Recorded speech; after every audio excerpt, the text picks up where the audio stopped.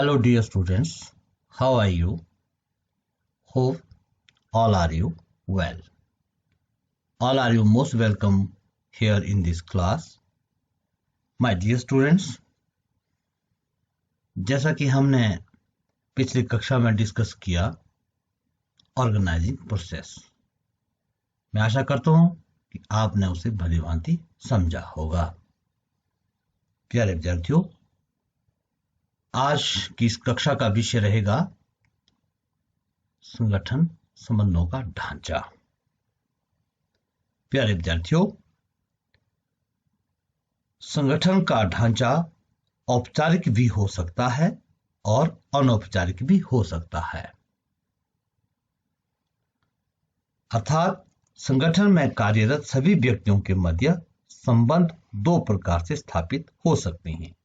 प्रथम, वे जो निश्चित होते हैं और इनको पहले से ही परिभाषित कर दिया जाता है, तथा दूसरे वे जो अनिश्चित होते हैं और पहले से परिभाषित नहीं होते हैं। यहाँ हम इनका विस्तृत अध्ययन करेंगे।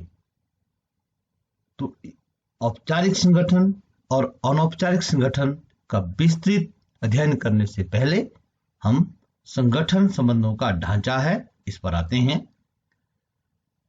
Organization is the structure of relationships. अनेक विद्वान संगठन को आपसी संबंधों को दर्शाने वाला ढांचा मानते हैं।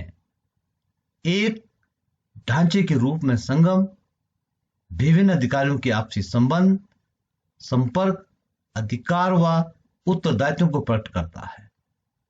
इस तरह ढांचे के अंतर्गत संस्था के प्रशासनिक संबंध स्थापित तथा विकसित किए जाते हैं। अतएव संगठन एक ढांचे के रूप में प्रबंधकों, अधिकारियों तथा कर्मचारियों की संस्था में स्थिति तथा उनके आपसी संबंधों को व्यक्त करता है, अर्थात जिनके अनुसार उन्हें कार्य करना होता है। किसी भी संस्था में जब एक से अधिक व्यक्ति काम करते हैं तो उनके बीच पाए जाने वाले आपसी संबंधों की समस्या सामने आती है। ये अंतर संबंध अत्यंत महत्वपूर्ण होते हैं। अधिकार संबंध ऐसा महत्वपूर्ण तथ्य है जो संगठन में जीवन फूंक देता है, विभागीय स्तर पर सामूहिक प्रयत्नों को प्रेरित करता है तथा उपक्रम में समन्वय लाता है। इन संबंधों के आधार पर संगठन को दो भागों में विभाजित किया जा सकता है। जैसा कि मैंने पहले भी बताया, औपचारिक संबंध फॉर्मल रिलेशनशिप्स, अनौपचारिक संबंध इनफॉर्मल रिलेशनशिप्स। ये औपचारिक व अनौपचारिक संबंध या फॉर्मल और इनफॉर्मल रिलेशनशिप्स को औपचारिक संगठन और अनौपचारिक संगठन भी कहते हैं। तो प्यारे विद्यार्थियों, आज की इस कक्षा में हम केवल औपचारिक संगठन के बारे में ही चर्चा करेंगे। मैं आशा करता हूं कि आप ध्यानपूर्वक सुनेंगे। औपचारिक संगठन का निर्माण संस्था के उद्देश्यों को प्राप्त करने के लिए किया जाता है। इस संगठन के अंतर्गत प्रबंध के प्रत्येक स्तर पर व्यक्तियों के कार्यक्षेत्र व स्थिति को निर्धारित करके उनके कार्यों, अधिकारों, उत्तरदायित्वों तथा पारस्परिक संबंधों की सीमाओं की स्पष्ट रूप से व्याख्या की जाती है।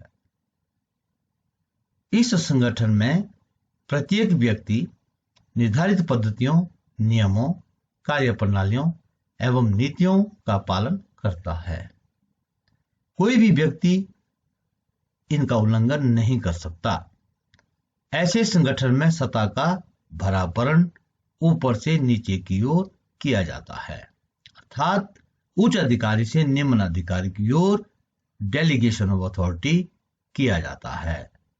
इस संगठन को संगठन चार्ट व संघक पुस्तिकाओं के द्वारा आसानी से जाना जा सकता है।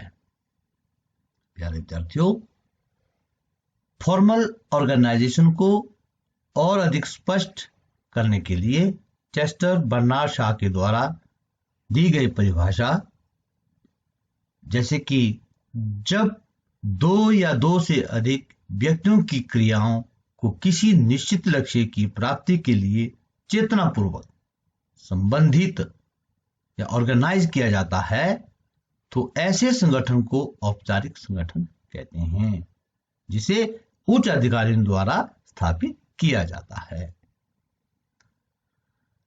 प्यारे विद्यार्थियों, सारांश रूप में हम कह सकते हैं कि औपचारिक संगठन या फॉर्मल ऑर्गेनाइजेशन में कर्मचारियों के कार्यों, अधिकारों, दायित्वों तथा पारस्परिक संबंधों को पहले से ही उच्च स्तरीय प्रबंध द्वारा निश्चित कर दिया जाता है, अर्थात पहले से ही निश्चित किए जाते हैं, जिनके अनुसार प्रत्येक अधिकारी कर्मचारियों को कार्य करना पड़ता है और इसमें डेलीगेशन ऑफ अथॉरिटी ऊपर से नीचे की ओर प्रवाह होती है।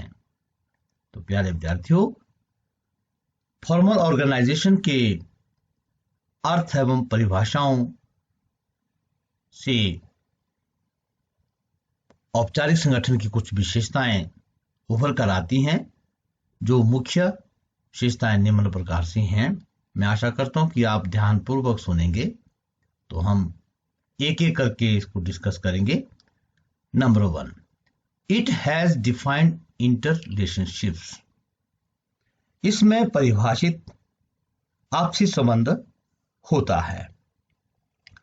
प्यारे विद्यार्थियों, औपचारिक संगठन एक ऐसी व्यवस्था है जिसमें आपसी संबंधों की स्पष्ट व्याख्या की जाती है तथा सभी को अपने अपने दायित्व एवं अधिकार पता होते हैं। इससे यह स्पष्ट होता है कि कौन किसको रिपोर्ट करेगा। विशेषता number 2, it is based on rules and procedures. प्यारे विद्यार्थियों, ये नियमों एवं कार्यविधियों पर आधारित होता है।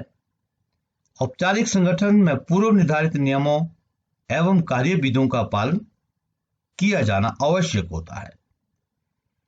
इनके द्वारा नियोजन में निर्धारित उद्देश्यों को प्राप्त किया जाता है। विशेषता number 3, it is based on division of work.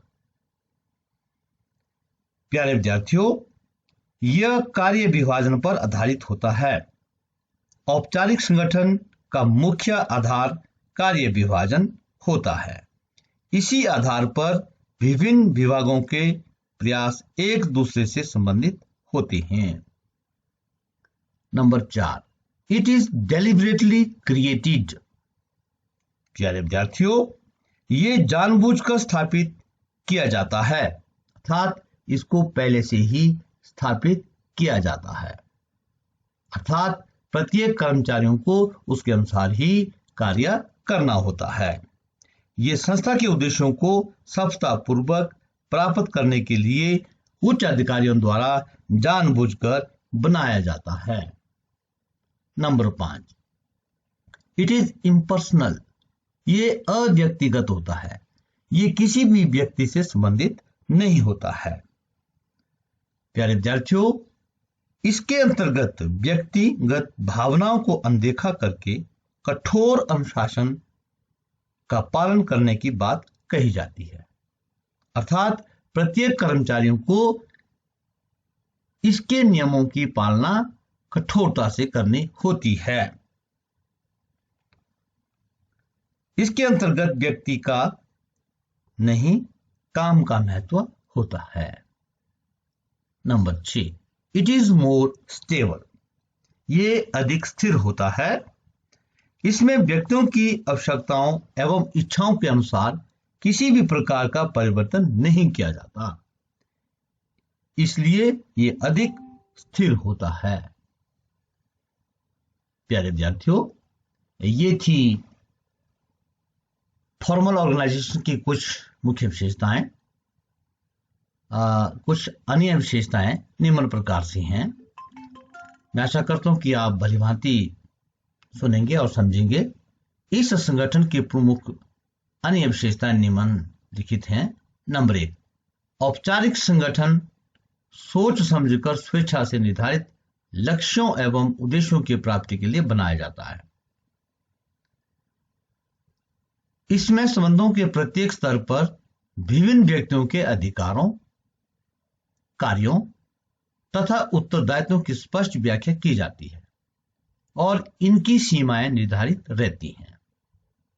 Number 3, इसमें अधिकारों का भरापन ऊपर से नीचे की ओर किया जाता है, अर्थात डेलीगेशन ऑफ अथॉरिटी ऊपर से नीचे की ओर प्रवाहित किया जाता है, उच्च अधिकारियों से निम्न अधिकारियों की ओर किया जाता है।